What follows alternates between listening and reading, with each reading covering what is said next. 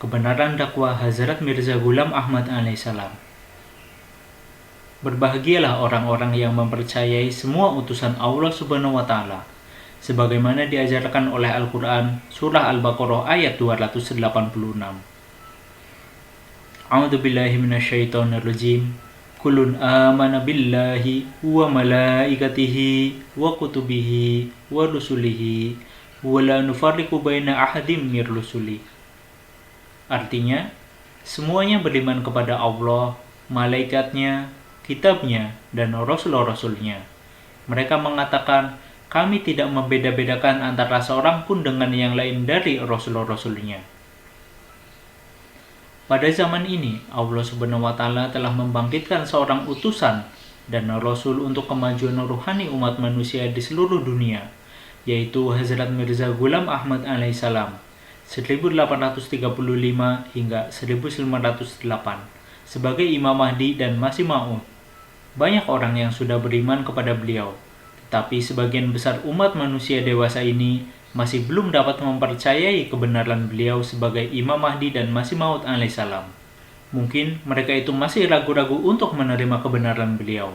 Oleh karena itu, saya akan berusaha memberikan keterangan dan bukti-bukti tentang kebenaran beliau itu.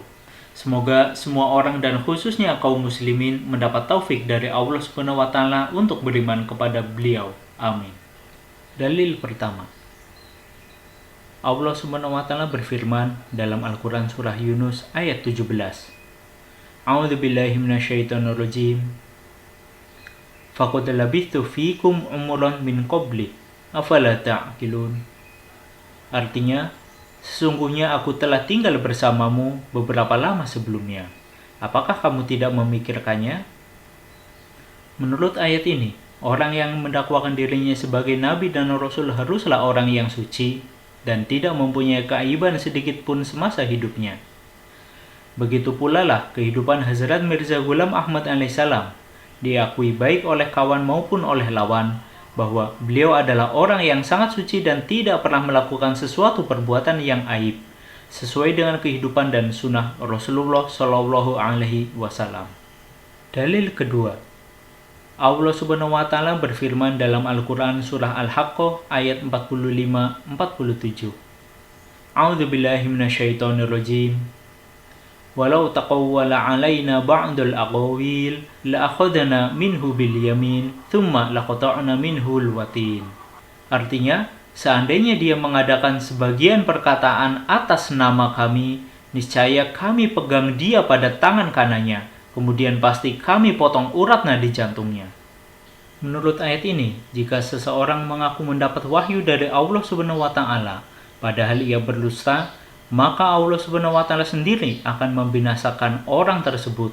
Usianya tidak akan panjang. Orang yang mendapat wahyu dan ilham kemudian ia memproklamirkan diri sebagai nabi dan rasul, maka ia harus hidup sekurang-kurangnya 23 tahun. Dihitung sejak dari ia memproklamirkan dirinya bahwa ia telah menerima wahyu dari Allah Subhanahu wa Ta'ala sebagai utusan Tuhan. Standar ini diambil dari contoh Rasulullah Shallallahu Alaihi Wasallam. Beliau Shallallahu Alaihi Wasallam menerima wahyu pada usia 40 tahun dan setelah itu beliau masih bertahan hidup walau dalam berbagai macam ancaman maut selama 23 tahun. Dan beliau Shallallahu Alaihi Wasallam wafat pada usia sekitar 62 tahun. Hazrat Mirza Ghulam Ahmad alaihissalam memperoleh wahyu yang berisikan tentang perintah pengutusan beliau pada Maret 1882. Kul inni umirtu wa ana awwalul mu'minin. Artinya, katakanlah, aku diutus atau diperintahkan oleh Allah dan akulah yang paling pertama beriman. Barahin Ahmadiyah, Mirza Ghulam Ahmad alaihissalam, halaman 238, Ainah Kamalati Islam, Mirza Ghulam Ahmad alaihissalam, catatan kaki halaman 109, Tazkirah Asyirkatul Islamiyah, Rabuah, 1969, halaman 44. Hazrat Mirza Ghulam Ahmad alaihissalam wafat secara wajar pada tahun 1908. Artinya, dalil ketiga. Dalam Al-Quran, surah Al-Ankabut ayat 16, Allah Subhanahu wa Ta'ala berfirman, A'udzubillahi minasyaitonirrajim. فَأَنْجَيْنَاهُ وَأَصْحَابَ السَّفِينَةِ وَجَعَلْنَاهَا آيَةً لِلْعَالَمِينَ. Artinya, kami selamatkan Nuh dan penumpang-penumpang bahtera itu dan kami jadikan peristiwa itu pelajaran bagi semua umat manusia. Pada masa hidupnya, Hazrat Mirza Ghulam Ahmad alaihissalam, yakni pada tahun 1901, negeri India dilanda musibah berupa wabah penyakit taun atau pes. Begitu hebatnya wabah tersebut sehingga tak terhitung banyaknya jumlah korban orang yang meninggal dunia akibat wabah penyakit tersebut. Dalam situasi tersebut, Hazrat Mirza Ghulam Ahmad alaihissalam menerima wahyu dari Allah Subhanahu wa taala. Inni uhafidhu kulla man fid dar. Sesungguhnya aku akan selamatkan semua orang yang ada di dalam rumahmu. Al-Hakam jilid 6 tanggal 30 April 1902 halaman 7, Tazkirah Asyirkatul Islamiyah Rabuah 1969 halaman 425. Bukti benar sebagaimana yang dijanjikan oleh Allah Subhanahu wa taala, semua orang yang bernaung di rumah beliau dan semua orang yang beriman kepada beliau dengan tulus dan ikhlas, seorang pun tidak ada yang terserang oleh penyakit tersebut. Ini menjadi satu bukti lagi. Dalil keempat. Allah Subhanahu wa taala berfirman dalam Al-Qur'an surah Al-Mujadalah ayat 22. A'udzubillahi minasyaitonirrajim. Kataballahu la'aglibanna ana wa rusuli.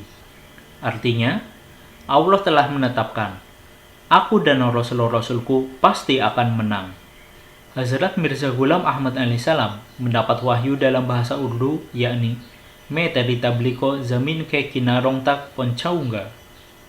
Aku akan sampaikan tabligmu hingga ke pelosok-pelosok dunia.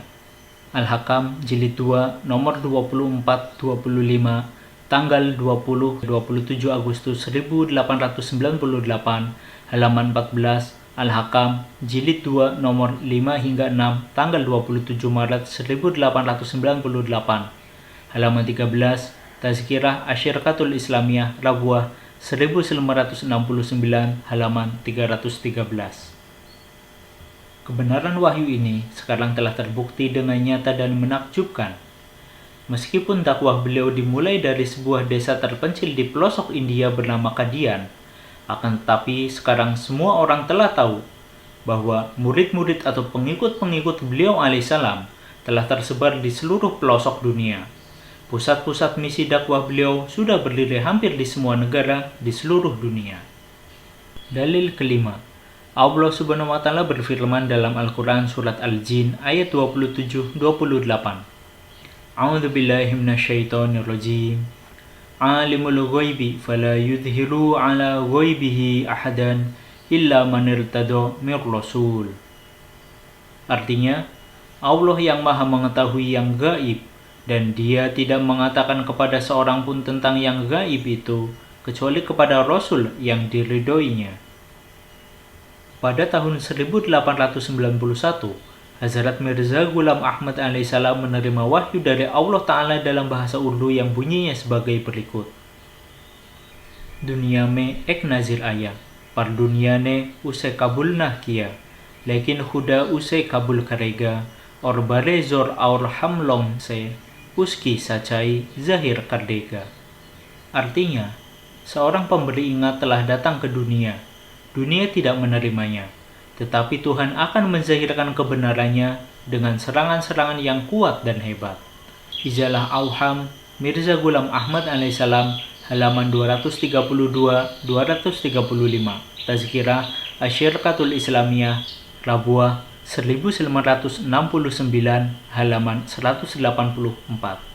Wahyu ini mengatakan bahwa jemaat beliau pada akhirnya akan dimenangkan melalui pertolongan-pertolongan Allah Subhanahu wa taala dan musuh-musuh beliau akan dibinasakan oleh doa-doa beliau kepada Allah yang Maha Kuasa. Para penentang dan musuh-musuh beliau alaihissalam yang besar di antaranya Alexander Dowie, seorang pemimpin Kristen di Amerika Serikat. Ia mati dengan segala kehinaannya pada tahun 1907. Kemudian yang lainnya bernama Abdullah Atam, seorang pendeta Kristen di India. Ia mati dengan penuh keaiban pada tahun 1896. Yang lainnya bernama Lekram, seorang pemimpin Hindu Arya. Ia mati terbunuh secara misterius dan mengerikan pada tahun 1897, dan masih banyak lagi yang lainnya. Kebinasan mereka itu semua adalah sesuai dengan yang telah dikabar gaibkan sebelumnya kepada beliau alaihissalam oleh Allah Subhanahu wa Ta'ala, yang disaksikan oleh pihak-pihak yang lainnya. Dalil ke-6. Dalam Al-Quran Surah Jumat ayat 4, Allah Subhanahu wa Ta'ala berfirman, A'udzubillahi minasyaitonirrajim, wa akharina minhum lamma yalhaqu bihim wa huwal azizul hakim. Artinya, dan juga kepada kaum yang lain dari mereka yang belum berhubungan dengan mereka, dan dialah yang maha berkuasa lagi maha bijaksana. Tafsir ayat ini terdapat dalam kitab hadis Bukhari jilid 3 halaman 135. Allahumma sholli ala Muhammad wa ala ali Muhammad kama sholaita ala Ibrahim wa ala ali Ibrahim wa barik wa salim innaka hamidum majid. An Abi Hurairah radhiyallahu anhu qala kunna julusan indan Nabi sallallahu alaihi wasallam unzilat alaihi suratul jumu'ati wa akhirina minhum qila manhum ya Rasulullah, falam yuraji'hu hatta sa'ala thalathan, wa fina Salmanul Farisiyu, wa wada'a Rasulullah sallallahu alaihi wasallam yadahu ala Salmana, thumma qala, law kana al-imanu 'inda thuraya lana lahu rijalun aw rajulun min haula'i. Artinya, Hazrat Abu Hurairah radhiyallahu anhu menerangkan, kami sedang duduk-duduk dekat Nabi Shallallahu Alaihi Wasallam. Ketika surah Jum'ah diturunkan kepada beliau Shallallahu Alaihi Wasallam, sahabat-sahabat bertanya, siapakah yang dimaksud dalam ayat itu? Beliau tidak menjawab hingga sahabat-sahabat itu bertanya sampai 3 kali. Di antara kami terdapat seorang yang bernama Salman dari Farsi atau Iran.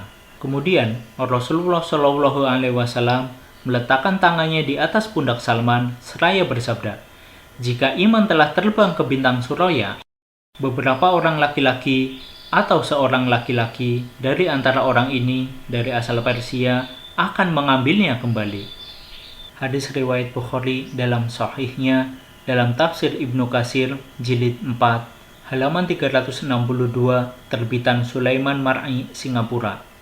Sesuai dengan ayat tersebut beserta tafsirnya yang tersebut dalam hadis Sahih Bukhari, terbukti bahwa yang dimaksud adalah Hazrat Mirza Ghulam Ahmad alaihissalam lah orangnya. Sebab nenek moyang beliau berasal dari Persia dan hijrah tinggal di Kadian, India. Dan beliau pula lah yang mendakwakan dirinya sebagai Masih Maud dan Imam Mahdi yang membawa kembali iman dari bintang Suraya.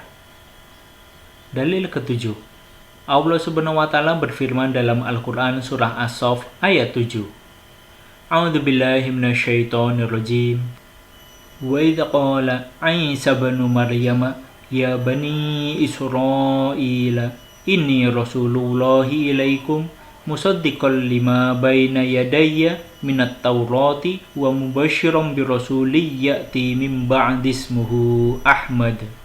Artinya, dan ingatlah ketika Isa putra Maryam berkata, hai Bani Israel, sesungguhnya aku adalah utusan Allah kepadamu, membenarkan kitab yang turun sebelumku, yaitu Taurat, dan memberikan kabar gembira tentang seorang Rasul yang akan datang sesudahku yang bernama Ahmad.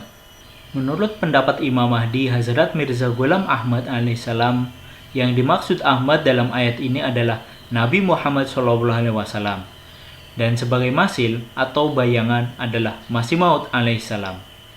Izalah Auham Hisadom jilid 3 halaman 436, Dafi'ul Wasawis Aina Kamalati Islam jilid 5 halaman 42, Zamimah Tofah Gholarwiyah jilid 17 halaman 254.